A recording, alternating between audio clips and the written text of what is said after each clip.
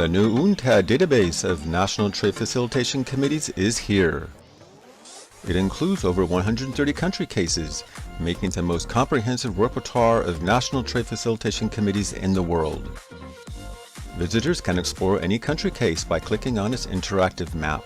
Country profiles cover a wide range of topics, including the scope of the organization, institutional framework, composition and gender, communication, outcomes, and sustainability. Most significantly, the repository also provides contact information for individual committees, allowing all interested parties to go further and acquire additional information straight from the source. You can also find out when the committee was established, the date of the last update in the profile, and which UNTAD trade facilitation tools are in place in each country. Each profile features its NTFC sustainability score. The score aims at assessing the likelihood of National Trade Facilitation Committees to be sustainable. It identifies the main key factors contributing to the daily operations of the National Trade Facilitation Committees. Based on the weight those factors have on the committee's capacity to be functional, it calculates its prospects to be sustainable. As such, the score focuses on the prerequisites for setting up an efficient NTFC, but also considers the current practices in each given country. You can switch from country to country using the drop-down menu or download a country profile as a PDF document if you need it. Trade facilitation stakeholders and researchers can use a dynamic database to access aggregated data of trade facilitation committees globally in a specific geographic group or by level of development. You can even create your own grouping by using the custom selection functionality. The dataset reveals interesting pieces of information about national trade facilitation committees. Did you know that only 36% of NTFC members are women? Or that the commitment from members and their high participation is considered the most critical factor for NTFC sustainability? The feature Compare Data offers you the possibility of comparing NTFCs across regions and level of development, or explore how a country is performing compared to other countries. For instance, 81% of NTFCs in developing countries meet regularly, compared to only 70% in least developed countries. The website's newest upgrade is available in English, French, and Spanish. Curious to know how your country is performing compared to others? Visit our database at untad.org/TFC.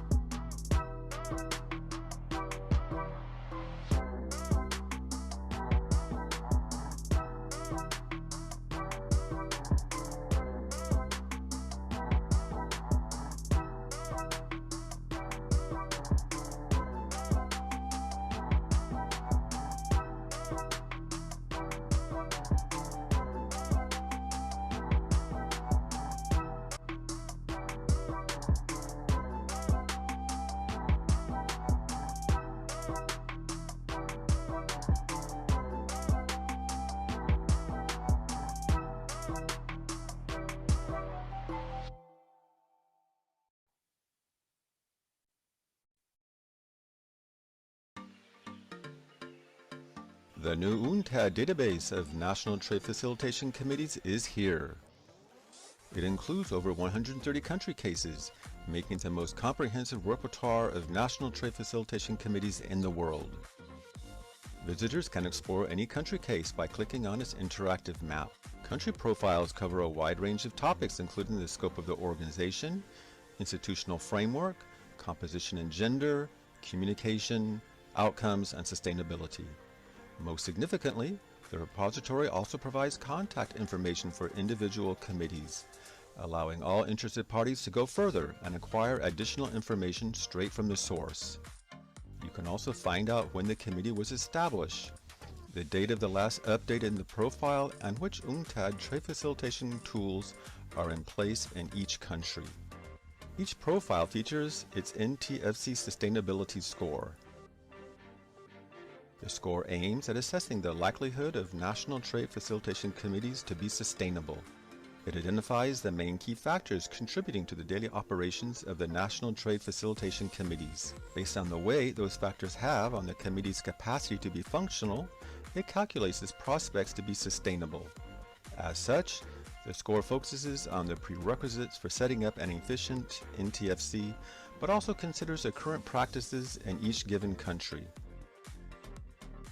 You can switch from country to country using the drop-down menu, or download a country profile as a PDF document if you need it.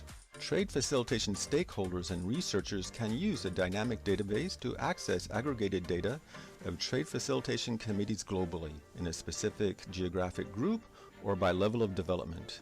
You can even create your own grouping by using the custom selection functionality. The dataset reveals interesting pieces of information about National Trade Facilitation Committees. Did you know that only 36% of NTFC members are women? Or that the commitment from members and their high participation is considered the most critical factor for NTFC sustainability? The feature Compare Data offers you the possibility of comparing NTFCs across regions and level of development, or explore how a country is performing compared to other countries. For instance, 81% of NTFCs in developing countries meet regularly, compared to only 70% in least developed countries. The website's newest upgrade is available in English, French, and Spanish. Curious to know how your country is performing compared to others? Visit our database at untad.org/TFC.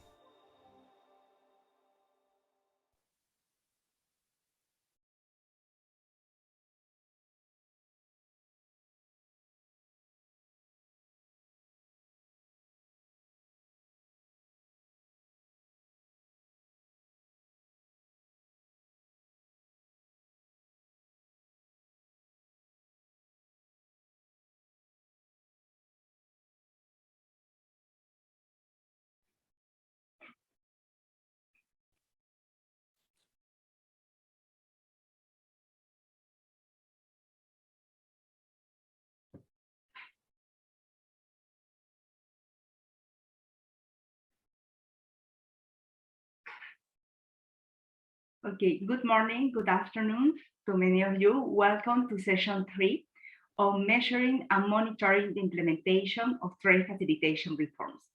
My name is Pamela Ugas. I am Economic Affairs Officer at UNTAD Trade Facilitation Section. And before handing over to the moderator and the speakers, allow me to provide you with few logistic details. The present session, has interpretation into English, Spanish, and French. You can choose your preferred language by pressing the globe icon at the bottom of the screen and choose the language you wish to listen to.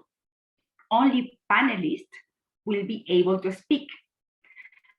Attendees will, however, have the opportunity to engage through the questions and answer section.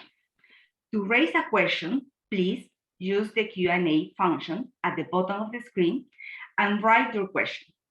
We will monitor all questions and filter these to the speakers during the session. In the chat function at the bottom of the screen too, which you find by pressing the speech bubble. You will be able to find additional information about this session.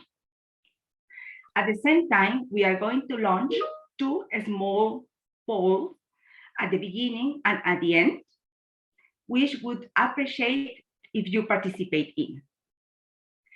We also have a drawing artist working with us who will be illustrating speakers and the speech. We will spotlight the drawing progress during and at the end of the session. It is now my pleasure to hand over to our moderator, Mr. Jan Duval, Chief of the Trade Policy and Facilitation Section of the United Nations Economic and Social Commission for Asia and the Pacific. Jan, the floor is yours. Thank you. Okay, thank you very much, Pamela. I hope you can hear me well. All of you, good morning to all of you in Europe and Africa. Very good afternoon and evening to those of you in Asia, like me. And I'm assuming those in America are just coming out of bed to participate, right? Given the timing. So I'm joining you from Bangkok, and I really look forward to an interactive session with a great set of panelists. So I'm very pleased to participate in this global forum for NTFCs. I remember that the very first workshop I organized after joining ESCAP was actually in Cambodia, and the topic, you would guess, right, was on setting up a national trade and transport facilitation committee. So that was back in 2002, right? So NTFCs are really a long-standing recommendation of the UN system. And it's really good to see that the WTO trade facilitation agreements has nudged many countries in setting them up, or at least reviving them. Right? So the focus of this session is on measuring and monitoring the implementation of trade facilitation reforms. This is really a very important topic, since we all know if we can't measure it, we can't improve it, right? So fortunately, many organizations have invested in collecting data and monitoring trade facilitation implementation over the years. So we now have a good base on which to build. So in that context, before I proceed with the panel, I'm very pleased to start the session by launching, on behalf of all 5 United Nations Regional Commission, the UN Global Report 2021 on digital and sustainable trade facilitation. So let me try and see whether I can share my screen and show you a few slides about the new report that is out today, or since yesterday, a little bit late in the evening. So the report takes stock of the implementation of trade facilitation measures around the world. So it is based on data from the UN Global Survey on Digital and Sustainable Trade Facilitation, which has been conducted now every 2 years since 2015. So this particular report and the associated online database give a picture of the state of trade facilitation implementation as of the middle of 2021 for about 144 countries. So hopefully your country is included. The survey and the report aim to provide a forward-looking picture of trade facilitation. And as such, it really goes beyond the implementation of the basic set of measures in the WTO TFA. Besides some of the key TFA measures, as you can see in the slide here, it features a number of advanced digital trade facilitation measures, such as electronic exchange of certificates of origin, or electronic exchange of sanitary and phytosanitary certificates across borders. It now also covers what we call sustainable trade facilitation measures, which are measures... May I jump in? I am sorry for this, but they cannot see the presentation, and we have also problem hearing you. Oh, you cannot see the presentation? No, okay, we cannot see that, and you can use the headset because the interpreters cannot hear the... Cannot hear well? Okay, let me try. Yeah, we can see you, but we cannot see the presentation and hear you. Okay, so the can you see the presentation now? Now, yes. Okay, can you hear me okay? Yes. Okay, so that's okay. You just missed the first slide that was just that, so we can move to this one. What I was saying is that the survey and the report aim to provide a forward-looking picture, right? So it goes beyond the WTO TFA-related measures, and it covers advanced digital trade facilitation measures, such as electronic exchange of certificates of origin or SPS certificates exchange, right? It also covers sustainable trade facilitation measures. And by this, we mean trade facilitation measures related to targeted specifically at SMEs, at the agricultural sector, or at women traders. It also covers, mostly on a pilot basis at this stage, trade finance facilitation measures, as well as trade facilitation measures during crisis and pandemic. Pamela, just to make sure, can you hear me well? I can hear you well, but I think that the problem is with the interpreters. They might need that you use the headset. If you have one close to you. I have a headset, but I don't have a microphone, so I don't think it will help them. Okay, we I can try. Mm-hmm. Let me see.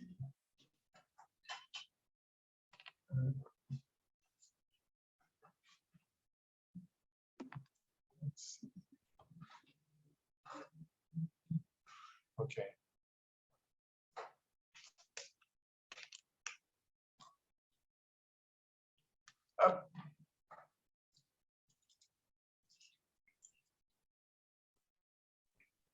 Okay, is it better like this? Yeah, okay. That's better. Thank you so much. Okay, so sorry about that. So let me keep going. So I'm going to go over my 10 minutes now, unfortunately. Okay, so let me continue. So looking at overall implementation rates across the world, right, which cover only TFA-related and also digital trade facilitation measures, we find a global average implementation rate of 65% for 2021. What this means is that there is plenty of room to achieve full implementation of all measures in the survey. Developed countries do best overall, but Southeast and East Asia do best among all developing world regions, followed closely by Latin America and the Caribbean. The really good news is that implementation rates continued to improve significantly during the COVID-19 crisis. So you see here a 5 percentage point increase in the implementation rates across all categories of measures between 2019 and 2021. So you have all the details in the report and online, but I believe the implementation of paperless trade and cross-border paperless trade measures, just two categories in the survey, it went up even faster than other types of measures between 2019 and 2021. So using the latest data, right, we got from the survey, we estimated the trade cost reduction that can be achieved if we fully implement all the general trade facilitation agreement measures, as well as the more advanced digital trade facilitation measures we have in the survey. And so what we find is that full implementation of paperless and cross-border paperless measures can make a huge difference with the potential to reduce trade costs by over 12% from current levels. Obviously, as you can see on this particular slide, right, potential trade cost reductions vary substantially depending on where countries or regions stand in implementation. So accelerating digitalization of trade processes is found to be potentially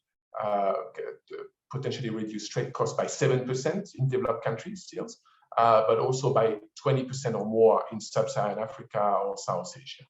So obviously you have to keep in mind that these are just estimates, and we really encourage all of you to do your own benchmarking and modeling. So all the data is online, and we are very happy to share with the national trade fashion committees who want it. We want the entire data set so you can do your own analysis. Turning quickly to sustainable and resilient trade facilitation measures. We find that implementation of measures targeted specifically at SMEs and women remain quite low. Facilitating access to trade finance also remains a problem, with, for example, very few countries leveraging information in trade single window systems to facilitate access to finance for SMEs. So in terms of trade facilitation in times of crisis, the report also highlights room for progress. The overall implementation level of measures in the trade facilitation in times of crisis section stands at 41%. Essentially because many countries still lack long-term trade facilitation plans to enhance preparedness for future crises. So in addition to implementation data and indicator, the report also includes good practices identified during the survey. So for example, some of the good trade facilitation practices we have seen implemented in response to crisis have included setting up green lanes for essential goods, accepting digital documents, and issuing regular guidance on customs issues and procedures specifically linked to the COVID-19 emergency. As another example,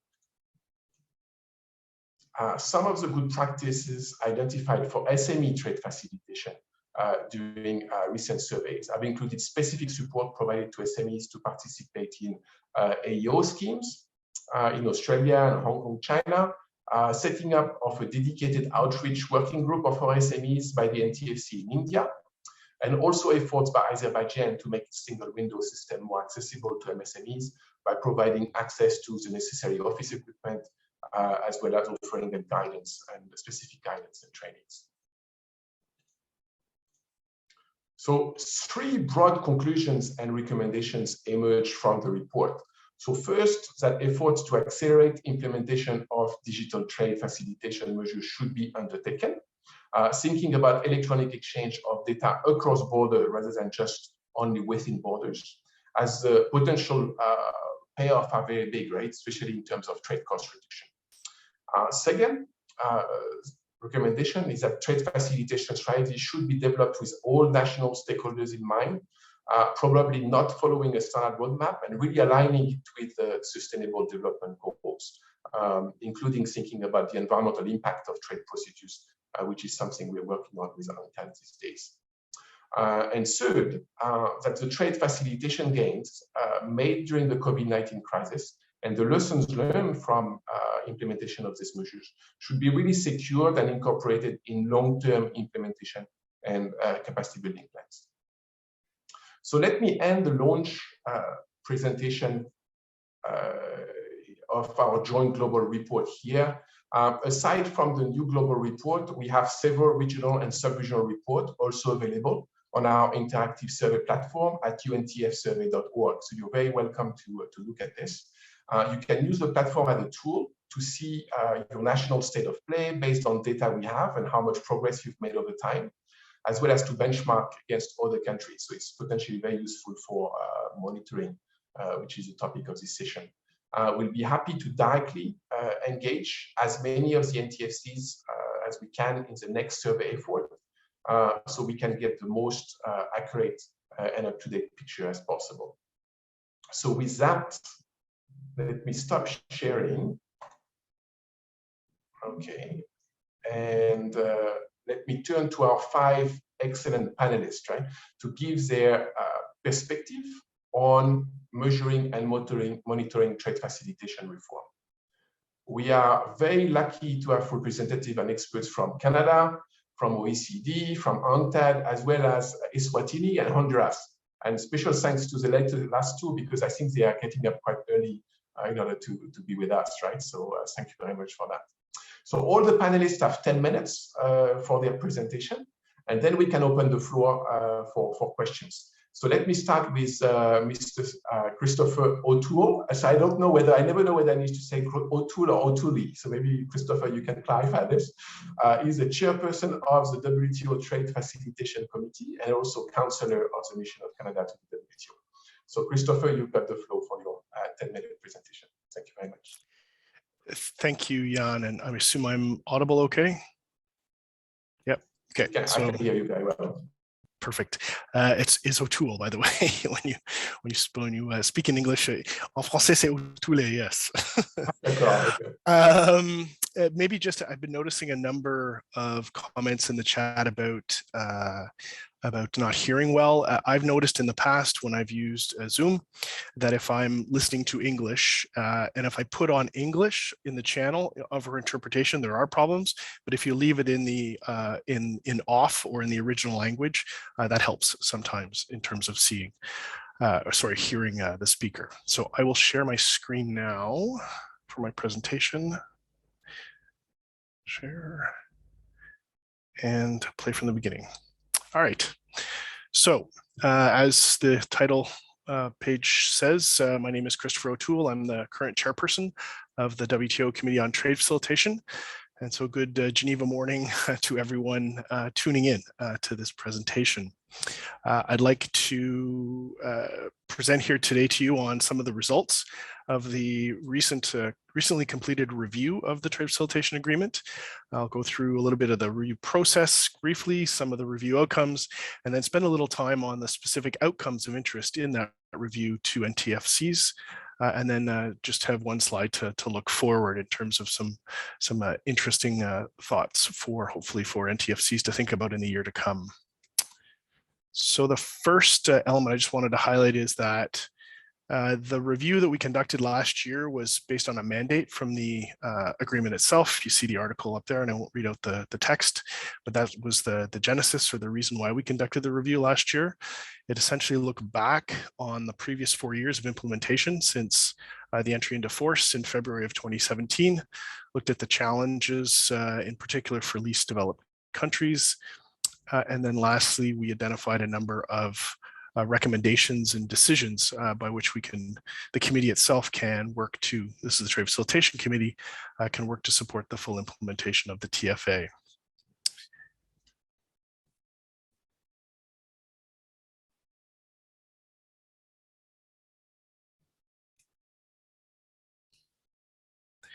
Just trying to get it to go to the next page. There we go. So here, I just wanted to briefly talk a little bit about the review process itself. So you can see the calendar as it's set out there. We started the process early in January and into February, essentially as chair and the secretariat supporting me, we conducted some consultations with members to make sure we got the process right. This was, as I said, the first review process for the committee. And so there was some, I think, some discussion to make sure that what we ended up deciding upon was agreed by all members. And as you see in March, we adopted a calendar for the review process. That's the document number that's identified there that's available on the WTO Docs Online website. As part of that process, we organized a number of informal dedicated sessions to advance the regular committee as well as regular committee meetings to have discussions around the review itself. You see that there was 26 documents submitted by members in terms of their views on the review itself. We actually ended up with 10 draft reports, mostly backloaded into the latter part of the year, as you see, between September and November. And then we finally adopted the review in November of last year. And again, the document number is there for reference. One of the things maybe to highlight is that, as I said, those informal dedicated sessions we set up on the margins of the regular committee meetings, as well as individually, were meant to provide for a free discussion space, some focused discussions on the review itself. And then, as you see as well, I made 4 reports to the committee, formal reports in the formal meetings, so that there was transparency for members who weren't able to participate in the informal sessions. In terms of the outcomes from the review, as you'll see in that document, there were 11 decisions and 5 recommendations for further work. These include a lot around encouraging more cooperation between donors and partners for technical assistance and capacity building, some enhancing monitoring and implementation of timelines. I think there's 3 you see there are important in that we have requested the WTO's Economic Research and Statistics Division to update the study that it did in 2015 on the benefits and challenges of implementing the TFA. So this was one of the items during the review that a number of members expressed interest in having an update done to compare back to what was thought or what was projected in 2015. We've also agreed to hold an annual dedicated session to discuss transit issues for landlocked countries.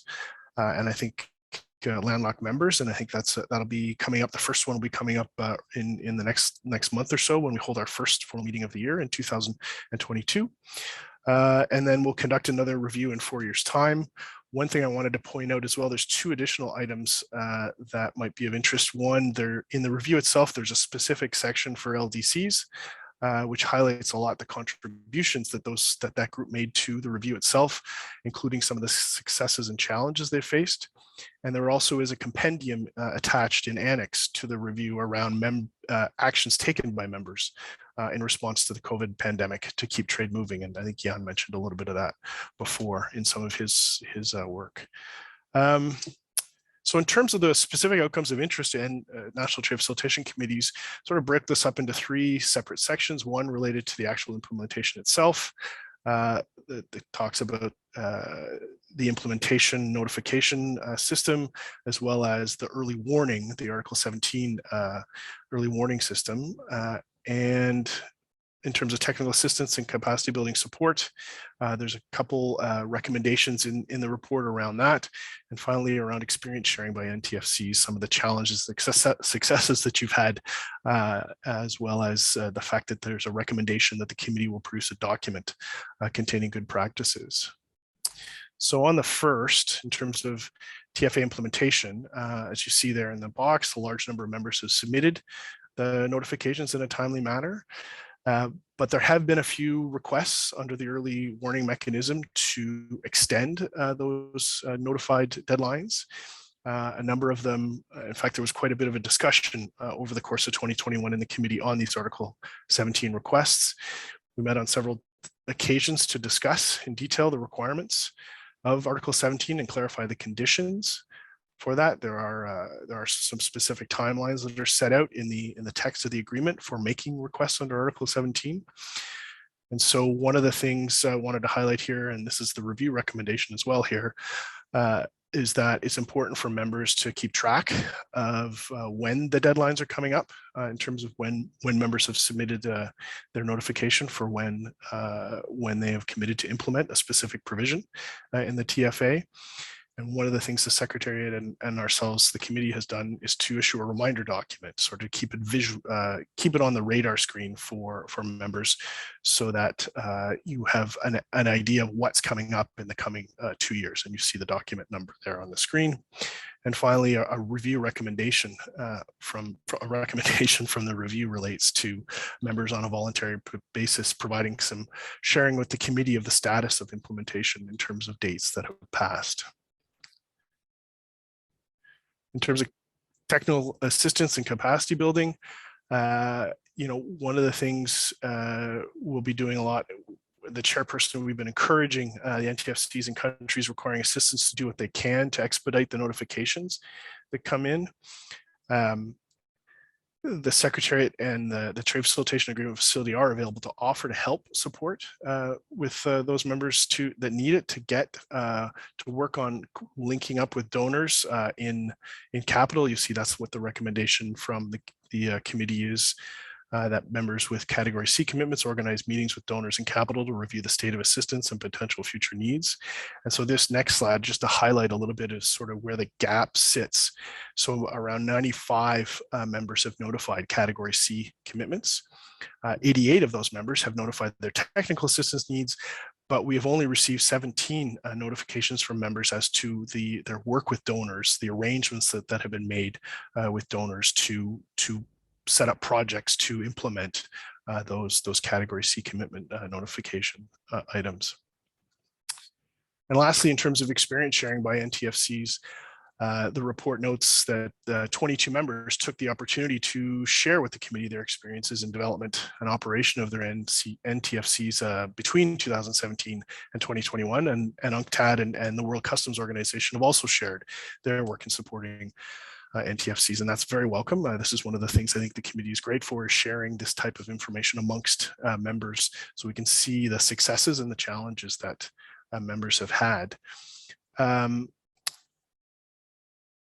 So in terms of the review recommendation, what I wanted to highlight, sorry, just to finish all of the experience sharing are available at the tfadatabase.org website that you see there for the committee. And then lastly, this recommendation from the review is that the committee will draft a document that contains good practices and building blocks for successful NTFCs. And that's something we'll be starting work on as well in the coming months within the committee. So I'll close with this last slide saying essentially there's 3 areas potentially for you to kind of keep in mind. I think just to quote or to refer back to some comments from Deputy Director Gonzalez yesterday in her speech to this group, that the National Trade Facilitation Committees play a vital role in maintaining the positive momentum as members work to implement the WTO Trade Facilitation Agreement. So the first thing to highlight for those implicated is that this coming year, August 22nd, 2022 is the deadline for notification of definitive dates for Category C implementation by LDCs. So please, if that applies to you, help support your governments in that respect in getting those notifications in. In terms of technical assistance and capacity building, working on reporting the arrangements that have been made for technical assistance would be great, I think, as well for members that need that support. And then in terms of experience sharing, and TFCs may like to consider reviewing the recommendations on a voluntary basis to confirm the passing of Category B and C implementation dates and share their implementation experiences with regard to those provisions. And maybe one last thing just to note, to refer back to the previous recommendation that please, I would, as chair, I would encourage you to engage with your government representatives to contribute to the work of the committee on best practices for NTFCs. I think that's something that'll be a valuable outcome, hopefully, from this year's work program. So with that, I'll end there and say thanks very much to the organizers for the opportunity to speak to this forum. Thanks. Thank you. Thank you very much, Christopher. I hope everybody can hear me because there's no more connection issue there. Thank you very much for your presentation. I think it gives also a very good overview of the usefulness of the TFA, right, in monitoring what is happening in all WTO members at this point, right? And the TFA database is very useful also in this regard and has become a very important tool. One small note that I'm always thinking about is how do you measure the quality of the implementation, right? Because countries are reporting, okay, yes, we've implemented these measures, but how well is it implemented? So this is something that all of us, I think, will need to be thinking about going forward. So thank you very much, Christopher. Maybe let's move right away to the next panelist. So this is Mrs. Silvia Sorescu, who is a policy analyst and project lead on trade facilitation in the Emerging Policy Issues Division at the OECD. And we have a very long track record of collaboration with OECD and ESCAP on trade facilitation, predating the WTO TFA. In fact, I'm very pleased to see you, Silvia. You have the floor.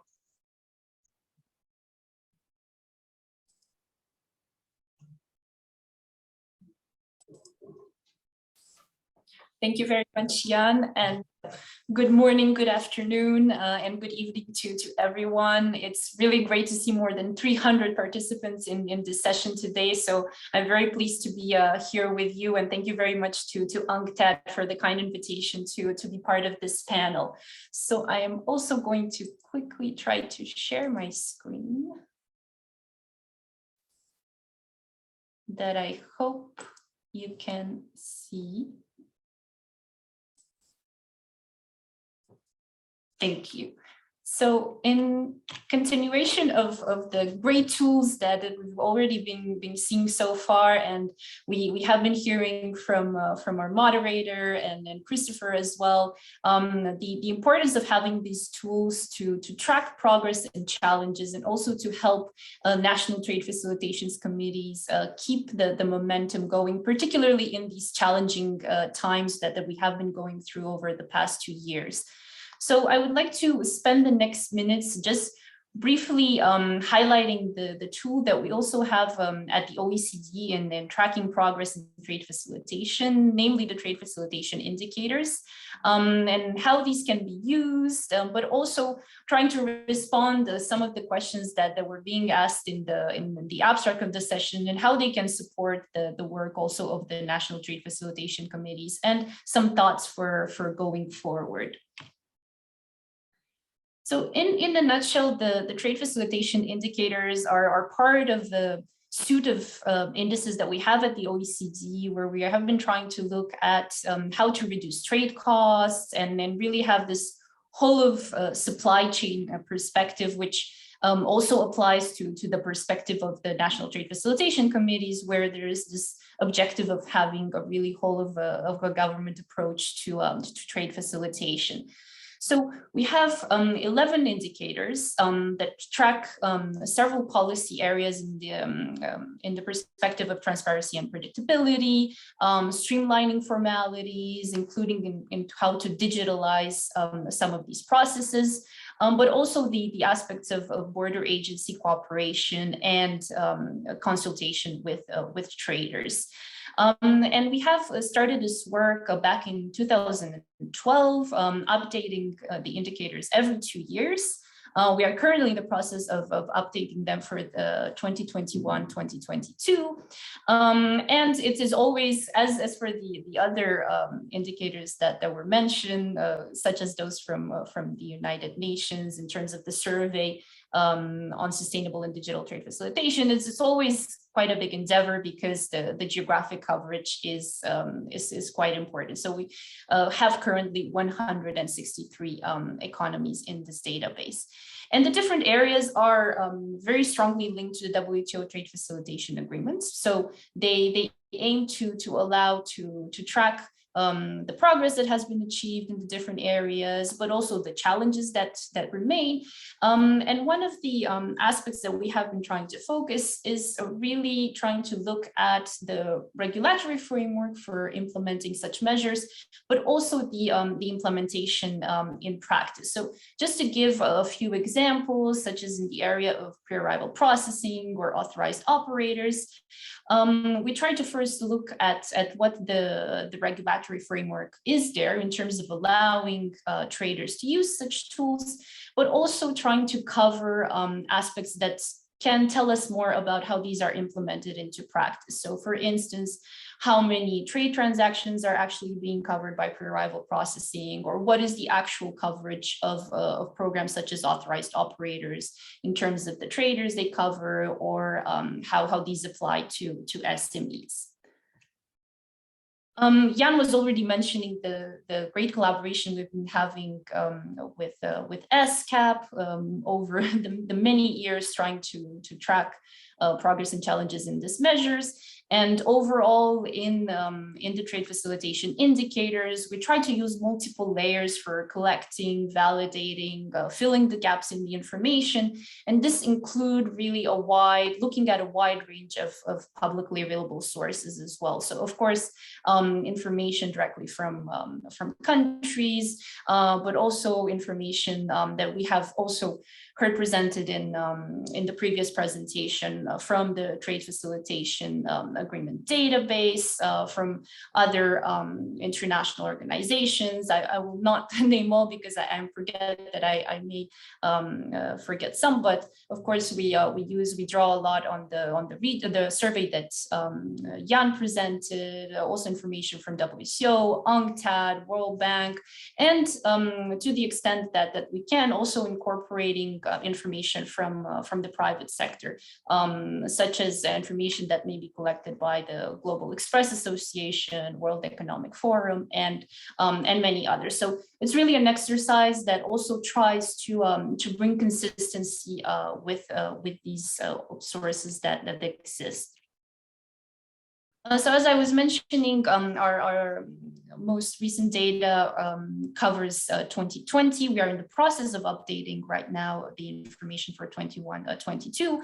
But as in a similar vein as to what Jan was presenting, based on the information drawing on the survey from the United Nations on digital and sustainable trade facilitation, the information from the TFIs in these 11 areas also allows to track progress, see where the challenges remain across the different areas, how these aspects may compare between regions. And this is just a snapshot for the different regions that we cover across the aggregate 11 areas. But it also allows us to delve deeper into the different measures. And as I was trying to note, what we aim to do is really in each area to look at how the regulations are being put in place, but also this implementation into practice. And here in this slide, the key takeaway is that we were trying to look, for instance, at measures that have helped countries to provide trade facilitation measures in response to COVID.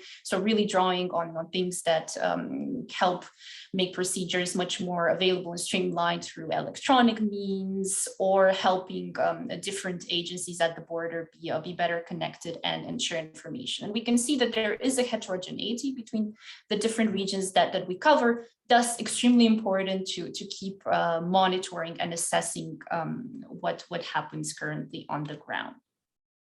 As Jan was presenting, the very interesting work on looking at the impacts using the survey on digital and sustainable trade facilitation, and that work is extremely important in looking at the impacts of trade costs, because it allows us to see what the impacts are from continuing to put in place such reforms. We've also tried to look in recent work also at, for instance, how trade facilitation matters for inclusiveness, here thinking about SMEs, and again, Jan was showing some very interesting results in terms of some of the measures that are specifically targeting small firms.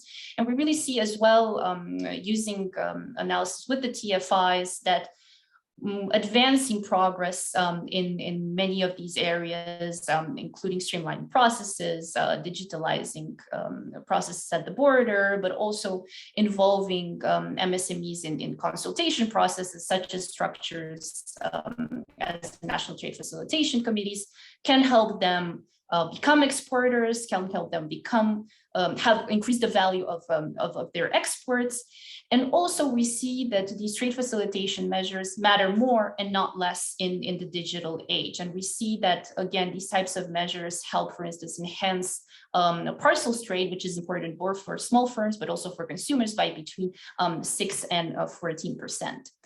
How this work can support also what NTFCs across the world are doing, where we hope, of course, that they can complement other key indicators. And then we have seen already very useful information from the other presentations, and we will see some next as well, by really providing a comprehensive overview of the trade facilitation environment, provide NTFC members with policy tools that can enable planning and implementation of trade facilitation reforms, identify best practices by really specific areas, and again, have this potential to look at what happens in regulations versus implementation and practice.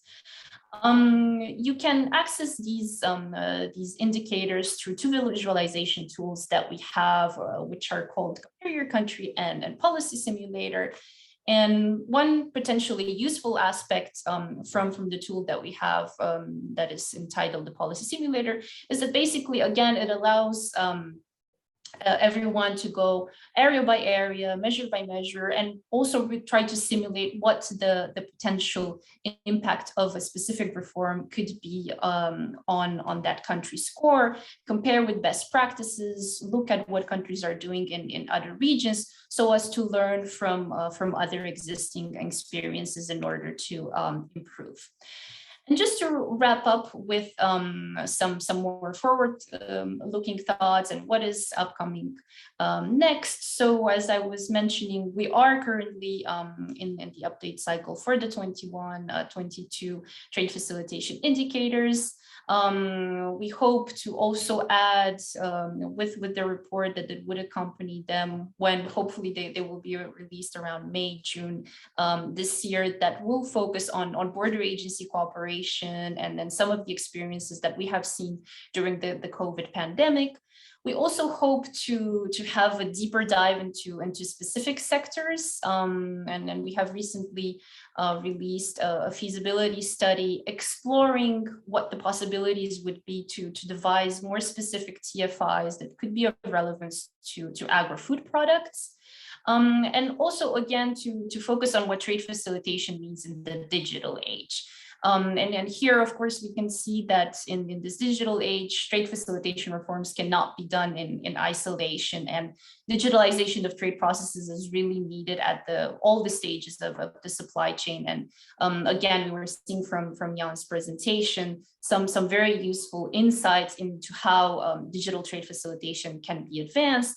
And we hope to bring also a perspective to that by a whole range of policy tools. So not just the trade facilitation indicators, but also other information that we have in the Digital Services Trade Restrictiveness Index or the Digital Trade Inventory. So I will stop here, and then thank you again for the kind invitation, and I'm very much looking forward to the discussion. So thank you very much, Sylvia. I'm getting very worried about people hearing me or not, because I keep getting lots of messages. So this hasn't happened in the past 2 years. So it's really interesting, but it's happening just today. Let me, I'm very much aware of the work of OECD in this area. And so definitely a very useful work for monitoring and actually measuring also trade facilitation implementation. So thank you, Sylvia, for giving us a very nice overview of this. Let me right away move to the next speaker, which I understand is from UNCTAD, right? So it's Arantxa Sanchez, Economic Affairs Officer, Trade Facilitation section of UNCTAD. Arantxa, the floor is yours. Thank you very much, Jan. A pleasure to be here with all of you today. So 2021 has been a very productive year here at UNCTAD. I have worked and launched 2 tools on the basis of which we have been able to calculate 2 useful scores for the National Trade Facilitation Committees. So let's dive right into the first one, the National Trade Facilitation Database. UNCTAD repertoire of National Trade Facilitation Committees has been completely revamped in 2021, and it now offers the main functionalities, 3 main functionalities: national data, aggregated data, and compared data. Users of the database can access over 130 country cases. In each of the country cases, you can see the contact information of the committee so that you can write to the committee if you wish. You have information on when the committee was established, the last update of this information, objectives and scopes of the committee, the institutional framework of the committee. You have information on the composition and gender, the communication and outcomes of the committee, as well as some information on the sustainability. You can also have a look at which UNCTAD trade facilitation tools have been implemented in that particular country. And then we have, this is for the national profiles. We have also the aggregated data functionality that will allow you to access aggregated data at a global level, but also on a particular region, or also your own combination of countries. So for instance, you can see here in Central America, when the committees of the region Central America were established, what is the rate of official institutionalization of their committees. In the comparison functionality, you have also the possibility to compare a country with a country with a grouping, or a country globally, for instance. So here I took an example of Honduras, and I compare it to the Central American grouping. So you can see that the results is going to show me that Honduras was established in 2018, and I can compare with the other countries in the region, or that Honduras is officially established like 100% of the countries of that particular region. One thing that we also included in this revamp is that each profile features the National Trade Facilitation Committee Sustainability Score. The score aims at assessing the likelihood of national trade facilitation committees to be sustainable. It identifies the main key factors contributing to the daily operations of the national trade facilitation committees. Based on the way those factors have on a committee's capacity to be functional, it calculates the prospects to be sustainable. As such, the score focuses on the prerequisite for setting up an efficient NTFC, but also considers the current practices in each given country. So the countries, the NTFC, they will respond to 28 questions, and they all will adapt a little bit to this sustainability score. And which, let's say, aspects are more important for the sustainability, we have decided them based on our experience working with NTFCs, but also on the answers that NTFCs have been giving us when we were asking about the sustainability issues. So by looking at the results of a particular country, we can get a detailed diagnostic of the weaknesses and strengths of a national trade facilitation committee. The next tool I want to talk about is the Reform Tracker. As you might know, the Reform Tracker is a project management tool for national trade facilitation committees that we have recently set up in 19 countries. This week, we have finally added an amazing reporting dashboard. The dashboard includes information of the country's implementation rate of the WTO Trade Facilitation Agreement, calculating using UNCTAD implementation score of the WTO Trade Facilitation Agreement. This score aims to introduce a more systematic understanding of requirements and inputs needed for each WTO trade facilitation measure by breaking down the concept into smaller components, thus recognizing the multi-dimensional nature of the trade facilitation reforms in all contexts and applications.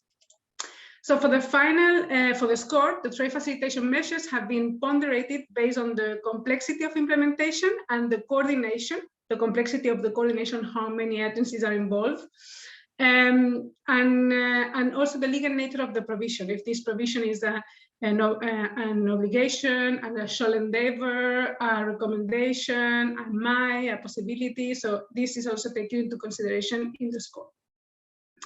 Through the Reform Tracker implementation checklist, you have here an example. The NTFCs can provide information and means of verification on the status of implementation and specific elements of a measure. Those means of verification will help answering the question that Jan Duval raised earlier today. How well are provisions implemented? So the National Trade Facilitation Committee will click through the different elements that you are seeing on the screen of this implementation checklist. And once the validation process is finalized, it will trigger automatically an increase in the country's implementation score. So the benefit of UNCTAD implementation score of the WTO Trade Facilitation Agreement is that it gets updated in real time. Whenever a country has completed a specific aspect of a provision, and not once per year or every 2 years like the other tools we saw today. The downside of it is that this information is just available for the particular users of that Reform Tracker of that country, meaning the National Trade Facilitation Committee members and other trade facilitation stakeholders, and it's not information available to the international community. The Reform Tracker reporting dashboard includes much more pieces of information critical for monitoring the implementation of the agreement. Here, we can see the numbers of reforms by implementation status, by category, by level of complexity, by agency. There are also real-time statistics on the amount of tasks to be implemented, resource mobilization efforts of the committee, as well as key information to monitor the performance of the National Trade Facilitation Committee as a team. For instance, here we can see the amount of active users over time. I have limited time to present these tools to you today, so sorry if I rush through some of it. But before I leave, I have a main message to all of you. Everybody wants to eat data, get fancy reports full of tasty numbers and statistics, but no one wants to cook the data. I get it. Gathering information, inputting, filing forms and surveys is boring and time consuming. But without that collective investment, we will not be able to benefit from the data intelligence that is needed to make wise policy choices that will strongly impact the well-being of our societies. As policymakers and technical experts, it is your responsibility to contribute to the collection of data. So next time you get a request to input data or fill in a form, think about the bigger picture, and instead of complaining and procrastinating, tell yourself today, I'm going to excel at this. So thank you very much, and I hand over to you, Jan. Okay, thank you very much, Arantxa, and I really like your ending, asking everybody to actually fill up the surveys, right, that are being sent and provide the data. But yeah, I mean, it's always an issue to collect data, and we need participation from those on the ground, right, who have all the knowledge. So that's very good. I think the tool on the new Trade Facilitation Reform tracker of UNCTAD is really interesting. I do have a few questions about it, so maybe if we have time after all these panelists have spoken, I'll ask you a few things. So thank you very much, Arantxa. Let me move now to our two, I'm sure, members of national trade fashion committees in one way or another. First one is Mrs. Karen Sosa. She's coordinator of the technical group of the National Trade Fashion Committee of Honduras. So, Mrs. Sosa, the floor is yours. Muchas gracias, un gusto en saludarles. Solo déjenme compartir pantalla para Share my poder screen then. hablar un poco de lo que... That way I can talk a bit. ¿Confirman si miran mi pantalla? Can you confirm to me that you can see the presentation on your screen? Yes. Yes, we can see it. Okay, Excellent. un gusto. Buenos días, So it's a buenas pleasure. tardes. Good afternoon, good morning. I'm in Honduras. Aquí es de madrugada, pero para It's mí early here in the morning, but it's an honor nonetheless for me to be present in this forum and to share with you some of the experience we've had with the implementation of the Honduras Reform Tracker in our country. As Arantxa mentioned, it's not easy to coordinate. It's not easy to make sure that all of the agencies take a role and that can share information. In our country, we have been able to successfully do this, however. It's important to speak to you about our committee. Arantxa mentioned items surrounding the recent implementation of our committee in step with Article 23.2. On the 28th of this month, we have been working now for 3 years since the committee got up and running. We are very proud of this. We're still a bit of a baby. However, we've made significant progress. When we talk about the implementation of the reform tracker, the UNCTAD reform tracker, this came through technical assistance.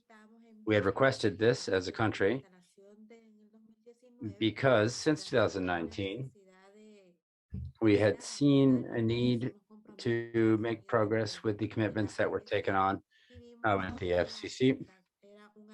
We saw that UNCTAD really was a strategic ally when it came to making progress in the implementation of these measures. UNCTAD has provided support for us since 2021. And that's not all.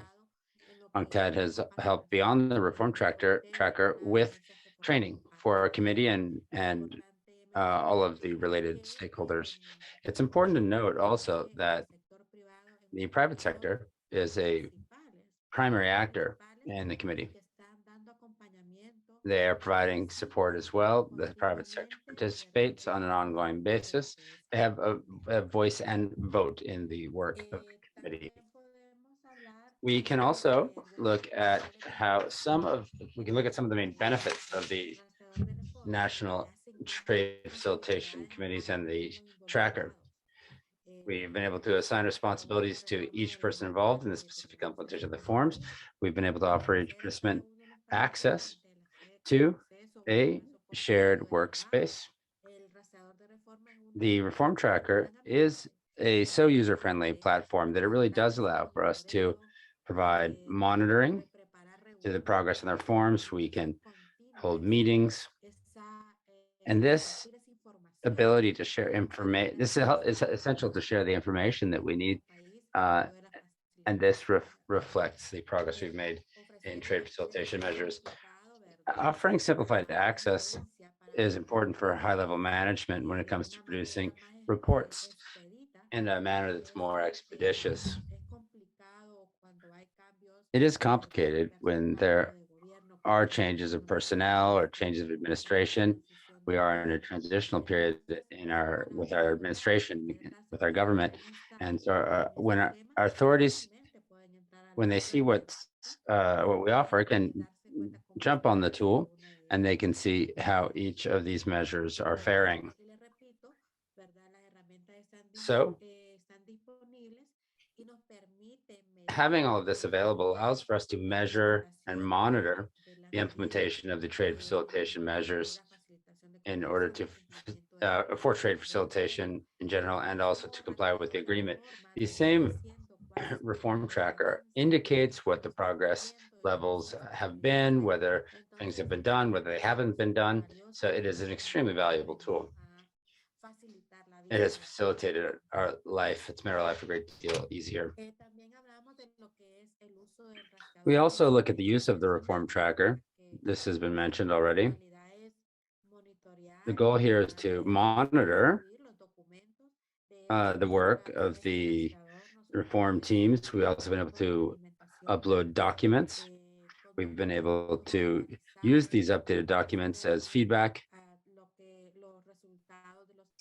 With this, we can show the outcomes of different meetings that are held. Our team does meet quite often, so there's a lot to update. We need to meet in plenary every 2 months. However, we, as a technical team, tend to meet 1 to 4 times per week, depending on what kind of progress we want to make. Over the last 6 months, with the implementation of the reform tracker, we have had almost daily meetings, really. This has helped us to have a reform tracker that is complete. Much remains to be done, but we're working on it. As I was mentioning, we have numerous agencies. We have 11 agencies or institutions that are involved. We have 47 users. These users can access the reform tracker. There are 10 of us that are administrators. We undertake monitoring, we update data. There's an ongoing follow-up, really. And this is essential if we are to have reliable information. We have CONFACO technical meetings as well. These are technical meetings that we've had, not just to update things, but we are constantly undergoing training and capacity building with our technical team. Our technical team is very committed. Our team has very much committed to complying with the trade facilitation agreement. I think the majority of you know about the reform tracker. We as a country, all of the work that we've been doing, it's allowed us to undertake a diagnosis. It's allowed for us to go from something monochromatic, if you will, to something that really sheds a lot of light on things as regards to the trade facilitation agreement. We have 15 measures that are category B and C. And in the diagnosis that we undertook, we were able to identify that of all of these categories that remain to be complied with, we had complied with 6, and we have 9, and we have 36 that we need to comply with.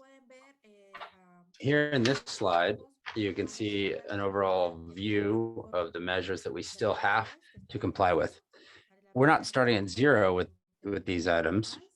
We have seen progress on some of these items, but we do need to hone our work to be 100% in compliance with the measures. There are some measures that are more complex than others. We all know this is the case. For example, the single one-stop, single window. However, we have identified what the activities are that we need to undertake, for example, to implement a single window. We already know what the activities are. We're in category C. We can be there until 2027, but that doesn't mean we will be there that long. So we are working on the implementation of this, but it is worth noting that we do already have progress on this front, meaningful progress.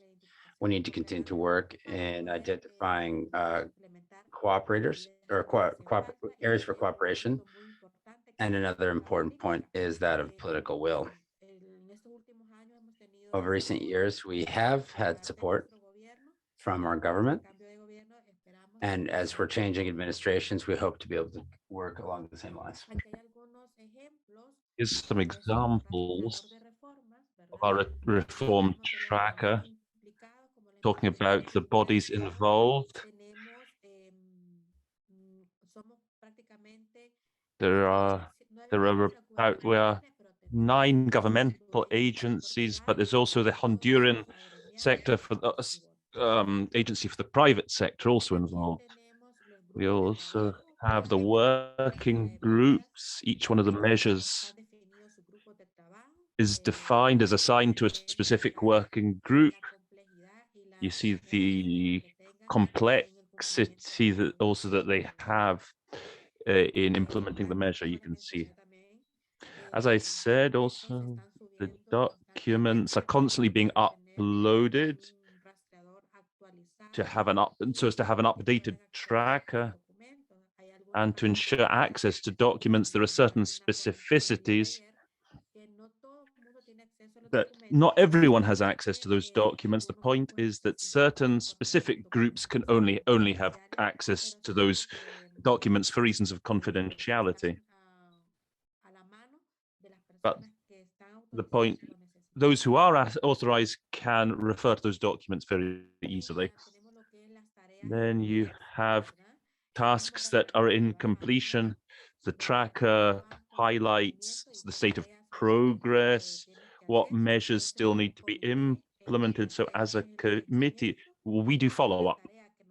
And that's what we have to do now. You know, it's the follow up on the implementation of those measures. So in conclusion, the functionalities of the reform tracker tool and implementation of the agreement of the TFA it's all been very important in following up and monitoring measures, the commit that we have as a country. So we continue working. We have to, and the tracker allows us, as the authorities in our country, for example, Honduras, it allows them to measure and provide follow-up, and they have that information to hand, and they can draw on it very quickly so as they can take the decisions at the highest level. And each member of the working group is assigned his own responsibilities, his own jobs, and also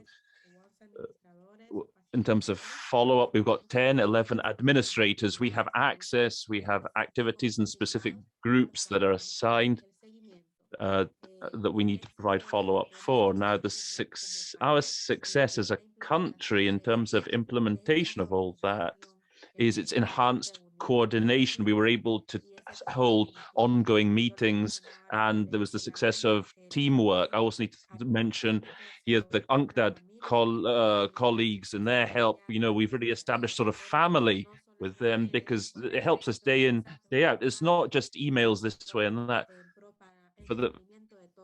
In terms of compliance, it's really made the whole tool much stronger. So also this tool is also vitally important and helped greatly with compliance with the agreements with the tool.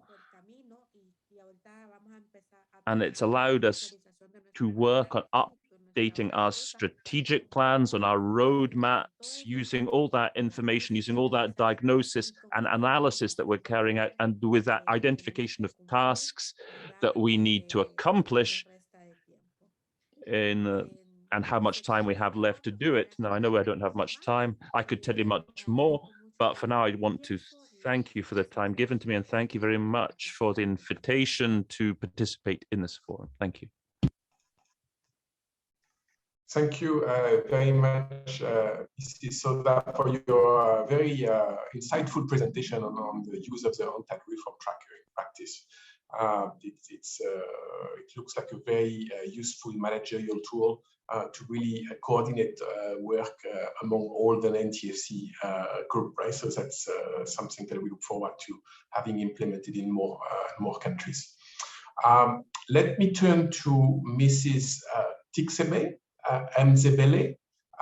She's a senior customs officer of the Operational Policy Division in the Eswatini Revenue Service. So, Mrs.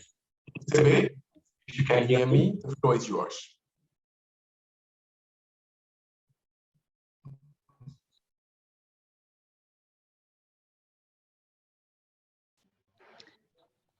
Thank you, Chair. Good afternoon to everyone in the meeting. Eswatini appreciates the opportunity to contribute to this topic, measuring and monitoring the implementation of trade facilitation reforms. Thanks to UNTAD and her partners for organizing this session. May I present my presentation will be based on the customs efficiency to the system for performance measurement. And we'll be looking at the implementation of RZPM in Eswatini, outcomes from the indicators and the lessons learned. Eswatini benefits from the SADC trade-related facility to implement projects contributing to trade facilitation agreement. And UNTAD was appointed to provide technical assistance and deliver project-related activities from 2018 to 2020. And this project was started on a descriptive stage of phase. It was piloted at 5 stations, chosen on the basis of size, volume of trade, and types of transactions dealt with. So the offices were in Ngwenya because it is the major port of entry in terms of trade volumes and revenue contribution to total collection in the country. And the Matapa ICD, a station responsible for facilitating clearance of inward transit and rail traffic. Lavumisa, based on volumes of transit traffic that are initiated both for inland clearance as well as through transit. The King started the Third International Airport, which is a station that facilitates clearance of air cargo, and the Lumahasha border post, which is based on the transit traffic. So the project team was formulated with 10 officers from the various ports of entry, including the officers from operational policy, where the ASCUDA units is under, as well as the ICT team that supports ASCUDA. A total of 7 indicators were prioritized after looking at all the indicators, the 30 indicators. We prioritized 7 indicators, linking them on the strategic objectives of 2018-2021. So this slide, it shows us the strategic objectives, which was the revenue collection, the staff performance, trade facilitation, and the compliance. So from the 7 indicators, we then linked them to each strategy in terms of measurements of the performance of each objective. So here we are looking at the outcomes from the indicators and as well as the indicators themselves, the 7 that I mentioned. So we had AA01, which is a registered declaration by office code and paid. It looks at registered declaration by office code and the payments made. So from this indicator, it showed us the speed of collection from each offices. So we were able to see, and we're expecting that all offices were at 100%, but then this indicator showed us that there were offices that were less than 100%. And then we were able to drill down on what was the cause, and we were able to identify, as we speak, we reviewed the process because the identification was on the deferred declarations that we were collecting late. So it was making the speed of collection to be less than 100%. So we're currently working on that to improve in that aspect. We are reviewing the process. And then the R03, the efficiency of enforcement by inspector. So also this indicator, it helps us to show results of checks and controls performed by each examiner, which impacts on revenue compliance and staff performance when it comes to post modification. So we were able to see how much post modifications were made by the examiners and how much we were collecting from those post modifications, so that we identify what was also the cause of the post modifications that were in terms of compliance. So we were able to see the performance of our officers and also to see the compliance and for our traders. And then R04, efficiency of enforcement by office code. This indicator measures performance by office through post-entry modification to ascertain if such amendments yields recovery or loss of duties and taxes. So the R01 was measuring officers, and the R04 is now measuring the overall office. So in this case, we also discovered that in some instances, we collected high revenue through the amendments, and the same would be the case with refunds, especially those relating to wrong use of procedure codes. And also we had the R05, which looks at exemptions. We were also able to see, it just showed us a picture of how much we were exempting as a country, and it touches on our policies. So we were able to note if really we do need to do something as a country in terms of improving those policies. And then M02, efficiency of change of the selectivity channel. This indicator helps us on issues of compliance and time it takes to process a channel declaration, which impacts on trade facilitation. And we discovered that the number of declarations channeled to the rate lane were high with a low yield on revenue, and this necessitated a review of the selectivity criteria as well as the risk profiles per companies or entities. And then the M04 reassignment, this indicator mainly assists us on integrity issues, among other things. A lot of reassignments of declaration were noted. And yes, we ask ourselves why, and we made an analysis, and we came up with something, especially on our staff, that we had less staff and we were assigning a lot of declaration, which then when it was time for a shift to log off, there were lots of declarations that were left behind. So we needed to assign to the next shift. So that one as well, it was seen or noted. And then D06, the pre-arrival declarations. This indicator provides information on pre-cleared declaration. This assists us to determine if initiatives like the pre-clearance facility are being used to promote trade facilitation.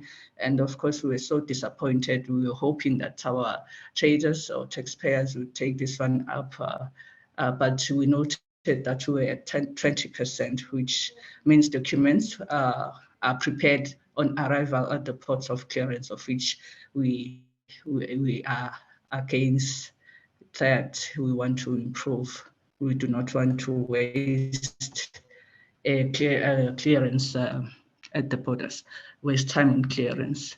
And then the lessons learned on A01, we noted a gap on the management of the deferred facilities I have mentioned above. And then the deferred management process is currently being reviewed to improve the payment compliance. The process that we had before, it had gaps where people were not paying on time, and some they even disappeared. So it was recommended that the whole process from clearance to payments, it must be done in the ASCUDA well, so that we can monitor all the activities for the deferred facility under one system. So we're working on that, and also to configure the system to be able to generate statements at the end of the month, and also to control if a trader or a taxpayer is not paid in time. We will control that as well in ASCUDA world to make it log the trader from using that facility, and maybe use the deferred, the prepayment account instead. And then under the M02, the number of declaration channels to the red lane were high with a low yield on revenue. So we needed to review our selectivity criteria so that we also improve on this one. And as well, we did a drill down and we analyzed what was happening, because we're not supposed to have a lot of declarations, going to the red channels, as there is a percentage that is stated that we shouldn't go beyond it. So we were able to discover some of the discrepancies, especially the use of the VAT easy scheme. We are channeling the declarations to the red lane, and they are increasing the number of declaration, and it is impacting us on the trade facilitation score, but we're working on that currently. Thank you. And then M04, the reassignments of declaration. As I have mentioned above, we discovered a lot of reassignments, of which it can cause a lot of mismanagement or maybe misstructures, like officers reassigning declaration because of maybe relationships they have with the entities or individuals. So, but we discovered that it was mainly on the shortage of staff. So management worked on that and hired or employed more officers to take care of that, and also use officers who were at borders that were less operating due to the COVID-19 pandemic. And then the pre-arrival declaration, yes, of course, this one. We want to work, educate and engage stakeholders to really use this facility, as it is a very good facility, so that the trucks and consignments are not stuck at the border and there's no congestions at the border. Thank you so much, Chair. This brings me to the end of my presentation. Thank you. Thank you very much, Mrs. Tixebe. I'm hoping I'm saying your name correctly. This was really enlightening presentation, and I was thinking during the entire set of previous presentation, including mine, on when I was talking about the trade facilitation survey we've done, right? Is that we look at implementation of trade facilitation measures, right? But at the end of the day, what matters is reduction in trade costs, is reduction in trade time. And so it would be very important to have indicators of that, of reduction in trade costs and reduction in trade time. And so this ASCUDA monitoring tool actually provides a little bit of this, and much more of this, because it's, what I understand is that it draws directly from the transaction data, right, transaction process, and so that's very useful. It's more results based in that sense. So thank you very much for to all the panelists. I think we've gone through all the presentations at this point. So maybe we can open the floor for questions. Let me see from Pamela whether there are questions available. I can see one already that is addressed to Karen from Honduras. And the question was on, so a participant noted that your technical team meets 3 or 4 times per week.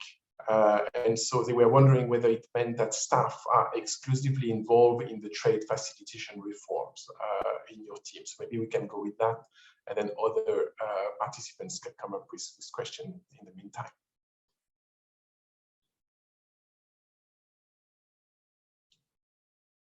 Karen? Karen, estás en silencio. Ok, es que no me permitía el acceso. Sí, de hecho, pensé que ibas a crear un poquito de confusión. En los últimos 6 meses... There can be a bit of confusion. The last 6 months, as we've been implementing the tracker, we've seen the need for each institution as such to devote a working group to give follow-up to the theme of the tracker. So each institution has its own team, specific team for follow-up. That doesn't mean that they don't have other jobs to do apart from that, but for example, in the Economic Development Secretary, myself as coordinator of that committee, it's only me. It's just I am the sort of technical person who administers the Northern Triangle, the measures in our country, but we see how we can arrange our time, our schedules to set aside the time that we need to keep updating and modernizing the tracker. Now, in our plan for the years to come, in creating the trade facilitation unit within each one of the agencies involved in foreign trade, they take into account the proportion, the scope of the work involved in providing follow-up and implementation of the TFC.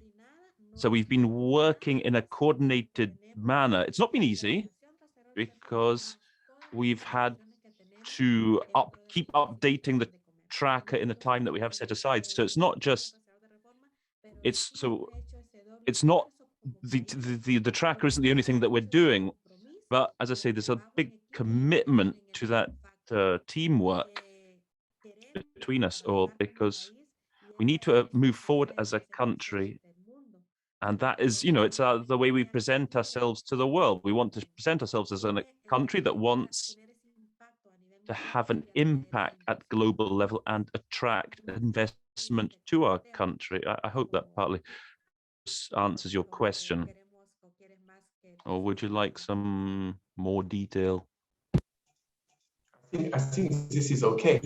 Thank you very much. But related to this, I wanted to ask you whether, besides the reform tracker, how do you track actual reduction in trade cost or in trade time? Do you have a process for this as well in Honduras? I mean, I'm thinking there is a WCO time release studies, but then there's some other methods. But do you have something like this in Honduras in place?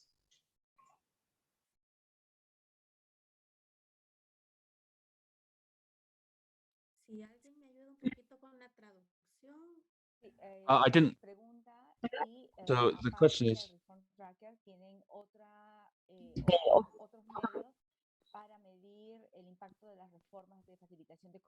what ways are there for measuring the impact of reforms?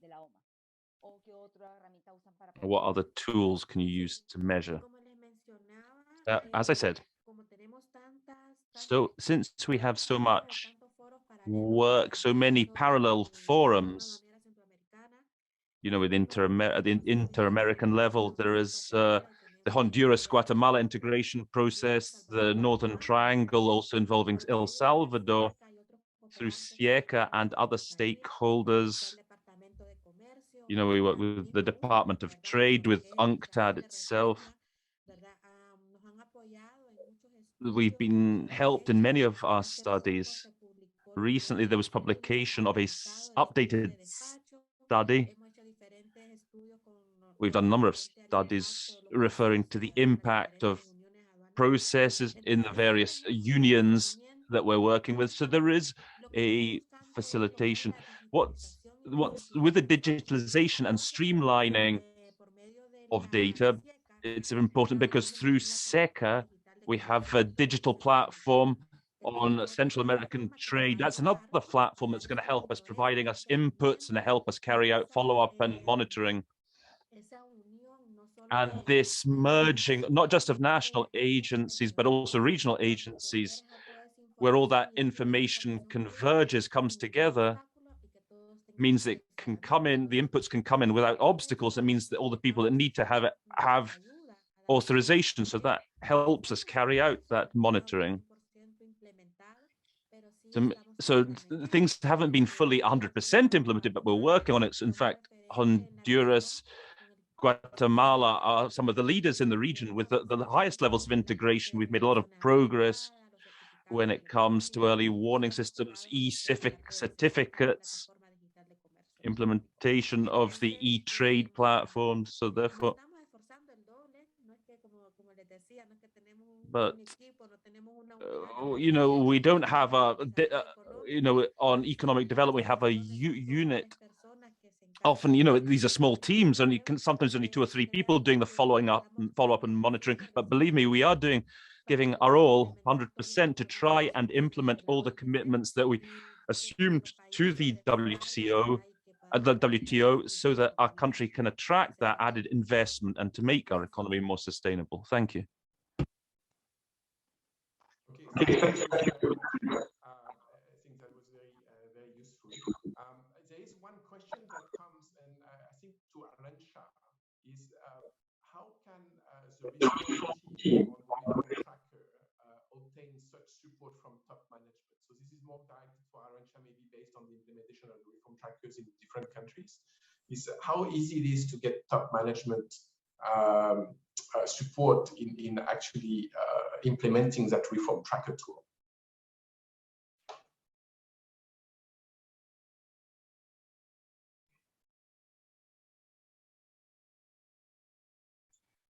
Arantxa, can you hear me?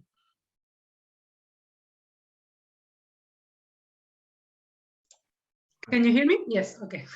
Yes. So, well, this is a super important question. So when we try to set up the reform tracker, is that we have to make sure from the beginning that there is that support, and we let's say the potential tool, because I think once the supervisors see the potential of getting so much data out of the reform, of really achieving what we have been praying for a decade now, of you need to give tools to the NTFC to monitor the implementation of the agreement. So here you are, you have the tool, you will be able to know real time how you are progressing and how you have progressed over the past last year. So when they see this, it's when we make sure that we have that support. Because at the end, if you think about it, the supervisors are the ones that are not involved in the day-to-day work, but so they are not the ones that cook the data, but they're the ones that love to eat the data. So we need to show them the potential of the tool, to make sure that they're on board and that they liberate their staff to participate and to invest time, as Karen was explaining, to populate the data in the reform tracker. At the beginning, it's a time-lengthy process. We are not going to lie about it. And normally what we do is that we get the support of national consultants to support the NTFC Secretariat, because they are very thin in the time they can spend on this, to support on that process of gathering the bigger amount of data. And then it's just about making sure it keeps getting updated when it has to be. Thank you. Okay, thank you very much, Arantxa, for the clarification on this. And yeah, it looks like it's some work to start, for sure. So you need top management support. We are running a bit out of time, I think. So let me ask questions to Tixebe. And then if some of you panelists, you see questions coming up in the Q&A, I mean, feel free to also try and answer in writing. But to Tixebe from Eswatini, there is one specific question on one of the indicators, right? Can you shed some light on overall percentage of declarations being channeled to the red lane as per your findings in your of the ASICUDA monitoring system you have in place? So how many percentage of the declarations are going through red channel, I guess that's the question.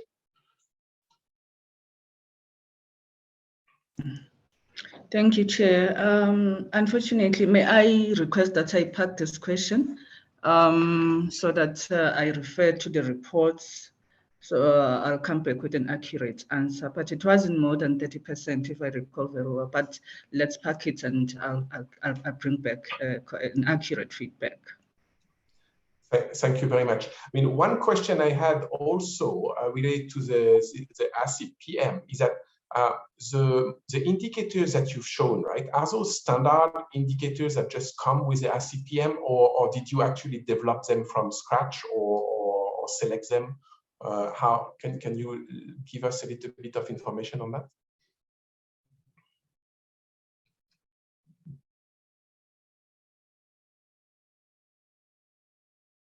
Thank you, Chair. The indicators, they do come with the RZPM. Yes, they do come with RZPM. Okay, all right. Thank you very much. And referring to the comment by the previous speaker from Honduras, right, on the development of digital trade, right, and all those digital platforms. And I think this is a very good point, right? They are all being developed, they need to be integrated, and then we need to spend much more time and resources pulling data, analyzing data directly from this, instead of collecting data through surveys, right? But although we like surveys too, but that's very important to do this, because data often is there, but just not being analyzed and used. I believe there is one more question to Tixebe, but maybe it will be difficult to answer. Please, could you expand on the selectivity criteria and impact on pre-arrival clearance? Because I think you mentioned that very few people were using pre-arrival clearance as well. So if you can elaborate a little bit on this. Thank you, Chair. I'm not so sure if I'll answer it correctly, like if I'm getting the question correctly, but yes, the percentage of the pre-arrival is it's low, and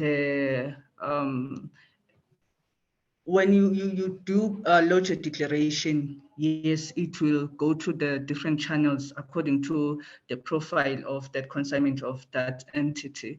So if they're not using the pre-clearance, then it's an issue, because the declaration will then, if it goes to the documentary check, they'll have to wait a little bit longer. And also if it is queried, and if it is channeled to the red lane, at least all the better. But of course, even if it is channeled to the red lane, it also goes to the yellow lane. So if they are not using this facility, then there is a lot of delay on the consignment. Thank you, Chair. All right, thank you very much for those further information. I think we are reaching really the end of the session, but I'd like to give a chance maybe to Sylvia to react to some of the things that she has heard, and if she has a last minute message she wants to give, and also to Christopher next. So Sylvia first, thank you.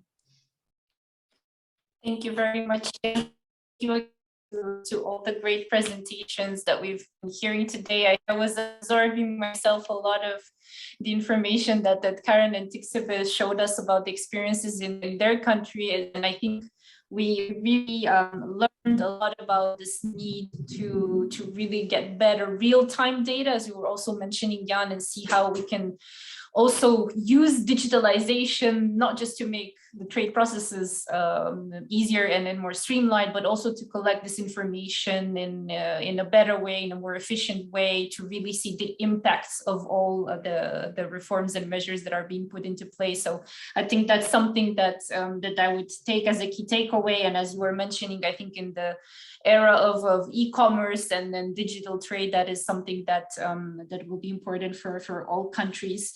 And then I think another key aspect that has come was again the importance of skills and institutional cooperation. And I think Karen was making some very good points in terms of the developments that they've been having. And I think this idea of having specific trade facilitation units across different institutions that could track all these progress and challenges. I think that's an excellent idea, and it's probably one of the key takeaways for many countries. So I think we've been learning a lot about the importance of institutional cooperation, of digital, and we have a lot of work going forward to make sure that these things will be happening on the ground, and that everybody can reap the benefits from trade facilitation.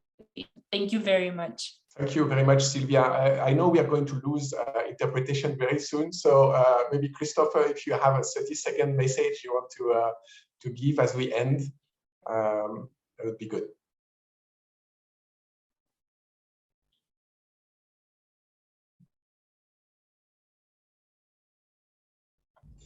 Yes, sorry, I'll be quick. Thank you, Jan. Maybe just again to thank everyone who's listening for their participation and their work on the National Trade Facilitation Committees. I know myself as chair of the current chair of the committee at the WTO, but also as a former delegate. One of the most interesting parts of the meeting for me is listening to experience sharing from the NTFCs and understanding the efforts that they put into and the good successes that they've had, as well as the challenges, but the successes they've had in terms of helping their governments implement the TFA, because that's it's really a benefit for all, I think, in terms of getting the changes done and being able to facilitate trade. I'll stop there. Thank you. Thank you very much. Fully agree. And then on those wise words from Christopher, I think we're going to let me thank again all the panelists and give the floor back to Pamela, who is going to take it forward from there. Thank you very much, everybody. Thank you so much, Jan, and to all the distinguished panelists for this very enlightening session.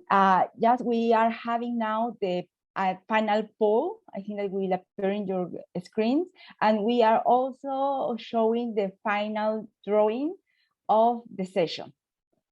Para los que no, pues ya hemos perdido la traducción, vamos a hacer una última encuesta y estamos enseñando ahorita el dibujo que nos ha hecho el artista sobre la sesión. Pour ceux qui parlent français, on fera une dernière enquête et après maintenant, on regarde les dessins faits par l'artiste sur la science d'aujourd'hui. And now I would like to invite you, all the over 300 people that stay engaged in the session, to the networking breakout rooms that we are going to have on Teams. So you can see in the chat, and you have also received by email an invitation to different channels in Teams. We will have it in French, Spanish, and English. So it will be happening from 1 p.m. to 2 p.m. CET, that means Geneva time. And it's a great opportunity to engage with other participants, with other committees, and meet different people from around the world. So we hope that you can join us. And thank you so much for this session. Para los que no están, ya que perdimos la traducción, ahora los invitamos a la sesión en grupos pequeños que vamos a tener en Teams. Les ha debido llegar ya un email o o en el chat creo que están los diferentes enlaces. Tenemos estas reuniones para hacer networking o conocer otros participantes en inglés, francés y español. Así que por favor los invitamos. Las reuniones, estas pequeñas reuniones de grupo informales son de 1 a 2 hora de Ginebra. Así que los esperamos ahí y es una muy bonita oportunidad para que puedan conocer otros participantes. Pour ceux qui parlent français, et désolé pour mon français, parce qu'on a perdu déjà malheureusement l'interprétation, on aura des réunions informelles via Teams. Vous avez déjà reçu sûrement un message par email avec les liens. On a des différents channels en anglais, français et espagnol. Alors, vous trouverez aussi les liens sur les chats. Et c'est une belle opportunité vraiment pour engager, pour parler et connaître des gens de différentes parties du monde. Alors, merci beaucoup pour votre attention et à plus tard. On se voit sur Teams. Thank you so much for your attention and we are going to see, happy to see you in Teams. Gracias por su atención y nos vemos en Teams. Muchas gracias.